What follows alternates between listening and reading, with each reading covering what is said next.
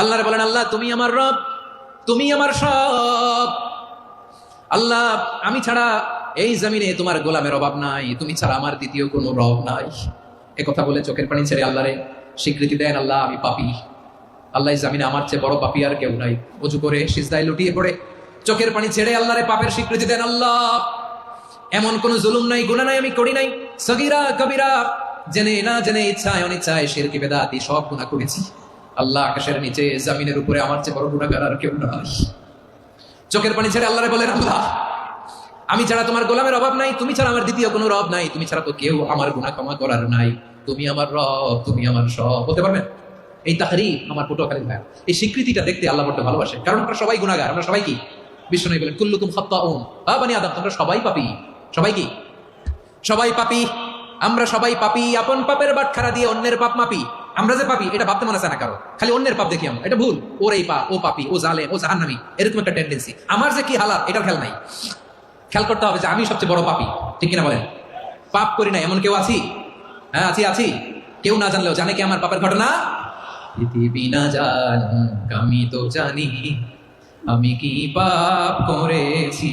হায় ও আমার কলিজার টুকরা ভাইয়েরা, মাথাটাকে নিচু করে জীবনের সব গুনার ফিরিস্তিগুলো একটা একটা করে স্বীকার করে আল্লাহরে বলেন, আল্লাহ আমি পাপী।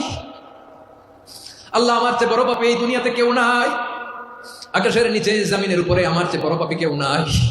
একটা একটা করে আল্লাহ স্বীকার করি আমি পাপী, সব পাপের স্বীকৃতি দিলাম। পৃথিবী না জানুক আমি তো জানি আমি কি পাপ করেছি। হায় আমার পাপের করলে বিচার, বাঁচার আমার নাই উপায়।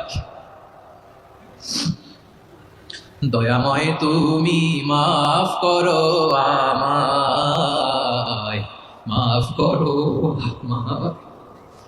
আল্লাহ তাআলা যদি দয়া করে আমাদেরকে মাফ না করে, আমাদের বাঁচার কোনো উপায় নাই। আপনি কি ভেবেছেন আপনার নামাজ দিয়ে আপনি জান্নাতে যাবেন? আপনি তাহাজ্জুদ গুজার, সেজদা দিতে দিতে কপালে দাগ ফেলেছেন, এটা আপনারা জান্নাতে নেবে না। আপনি এলাকার সবচেয়ে বড় হাতেম তাই দানশীল, এই দানের ভরসায় বসে আছেন। কশিন কালোটা আমাদের নামাজ, আমাদের রোজা, আমাদের ইবাদত, এগুলোকে মিজানের পাল্লায় উঠালে কোনো ওজনই হবে না। তবে আমাদের একটা কৌশল জানা আছে, আমরা আল্লাহর রহমতের ভিখারি। আমরা সেদিন আগেই গুনার স্বীকৃতি দিয়ে দেব। আমরা বলবো, আল্লাহ তুমি প্রশ্ন করার আগে তোমার একটা কথা বলি, আমার কিছু জিজ্ঞেস করো না, আমি সব করেছি। এমন কোন পাপ নাই যে পাপ আমারে দিয়ে হয় নাই। তোমার রহমত দিয়ে তুমি জান্নাতে পাঠাবা, তোমার দয়ায় জান্নাতে যেতে চাই, আমল দিয়ে না। পারবেন বলতে? কিয়ামতের দিন আমরা বলবো, আল্লাহ আমার আমল দিয়ে জান্নাত চাই না, আমি তোমার দয়া দিয়ে জান্নাত চাই। তোমার দয়া ছাড়া আমার কোনো উপায় নাই। কারণ আল্লাহ যদি বিচার করে বাঁচার কারো উপায় নাই। আল্লাহ যদি বলে ফেলেন তুই এটা করলি কেন, ওখানে গেলি কেন, কোরআনে 1000 বার নিষেধ করলাম তারপরেও এই পাপে জড়ালি কেন, এরকম প্রশ্ন ছুড়ে দিলে আমার উত্তর আছে? বাঁচার কোনো উপায় আছে? রোজ হাসরে হে আল্লাহ আমার করুণা বিচার, আল্লাহ করুণা বিচার, বিচার চাই না তব দয়া চাই, এ গুনাহগার করুণা বিচার। আপনার আমল দিয়ে জান্নাতে যাবেন? কি দিয়ে যাবেন? আল্লাহর দয়া দিয়ে। আল্লাহর রহম আর দয়া ছাড়া কেউ জান্নাতের চেহারাও দেখতে পাবে না। চাইবো একজন সত্তার কাছে, আওয়াজ করে বলুন তিনি কে? একজন সত্তার কাছে চাইবো। বিশ্বনবী ওনার চাচাতো ভাই আব্দুল্লাহ ইবনে আব্বাস রাদিয়াল্লাহু তাআলা আনহুকে বললেন, ইয়া আব্দুল্লাহ ইবনে আব্বাস, হে আব্দুল্লাহ ইবনে আব্বাস, ইদা সাআলতা ফাসআলিল্লাহ, যখন চাইবে আল্লাহর কাছে যাও। ও আব্দুল্লাহ, যখন চাইবা আল্লাহর কাছে চাও। ওয়া ইদা ইসতাআনতা ফাসতাইন বিল্লাহ, যখন সাহায্য চাইবা আল্লাহর কাছে ফরিয়াদ করো।